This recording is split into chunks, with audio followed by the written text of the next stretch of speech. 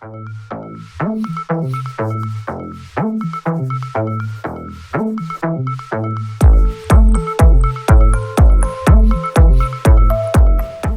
I'm Kenny Tai. I'm the person or the creator of Manila Girls. And Manila Girls is about an illustration series of Manila or Metro Manila in general. So Manila Girls are inspired from beauty queens and personality, and we continue to tell the story from heritage and history. Who is Manila Girls? Manila Yes. Girls can be anyone. Can be someone from politics, can be someone from business, can be someone as a celebrity, or can be someone from history, or just a normal person that you can see across the street. So kahit sino pwedeng Manila Girl. Regardless naman na girl yung title, any gender, anyone can be a Manila Girl. Because of people watching, when you look at Binondo, usually yung parang ini-stereotype mo na, oh, pag Binondo, Chinoy na. Pag Makati, puro social. And then pag EDSA is puro traffic. And then you tend to stereotype them. But then, sometime around, I get to meet Carlos Celdran and his tours. So, andun yung mga kinakwento niya about the history in Manila General. From Spanish colonial era up to what happened after the war. It makes me inspire and look at my works na parang kulang pa siya in depth. This is where I try to look at the history of each area and craft them and distill them to a single Manila Girl. Hindi din siya madali kasi kailangan you need to carefully design and carefully observe the area and maybe walk on that streets before you design a character to have a new additional for the Manila Girls. Manila Girls started in 2016. But they started 2016 as a postcard at super different yung designs niya kung ano yung nakikita niyong Manila Girls ngayon. This calendar kasi I've been starting doing the design since the Year of the Dragon. So why not itutuloy-tuloy natin?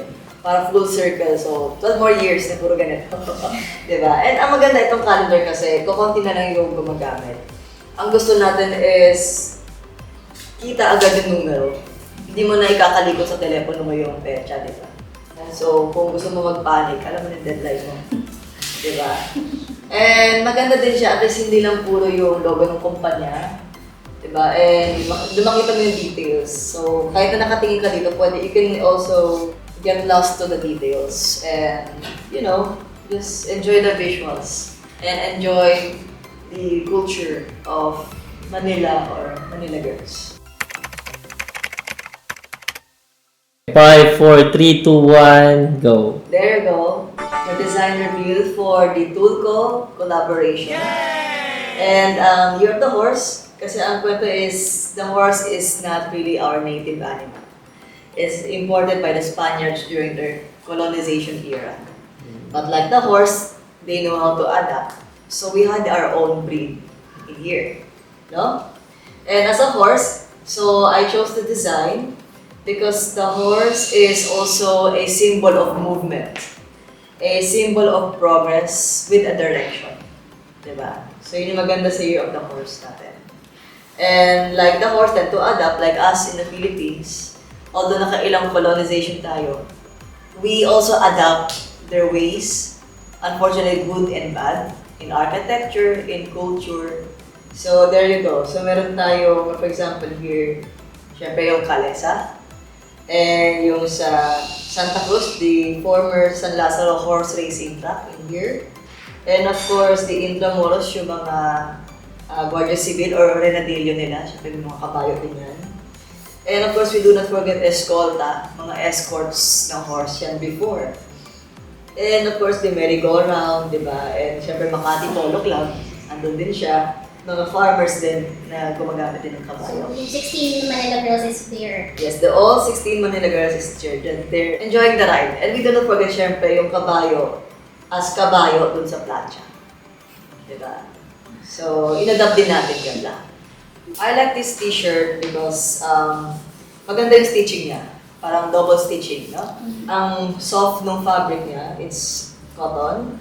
Also is yung pag-printing niya, silkscreen siya, hindi din siya ganun kainit.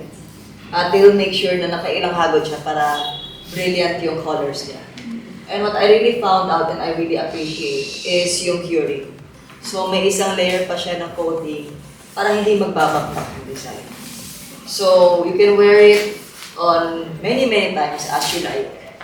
And then the color stays. At ang sabi is, pwede mo bang i-plancha ng direkta dito. So yun yung maganda sa t-shirt na quality. So hopefully you can wear it loud and proud and tell the story of Manila heritage with this collaboration with Manila Girls and Tulco. Yun. So follow me in Instagram at manila.girls. In Facebook is akim.manilagirls. And if you want to follow more of our heritage advocacies, you can follow the NILAD community. Thank you.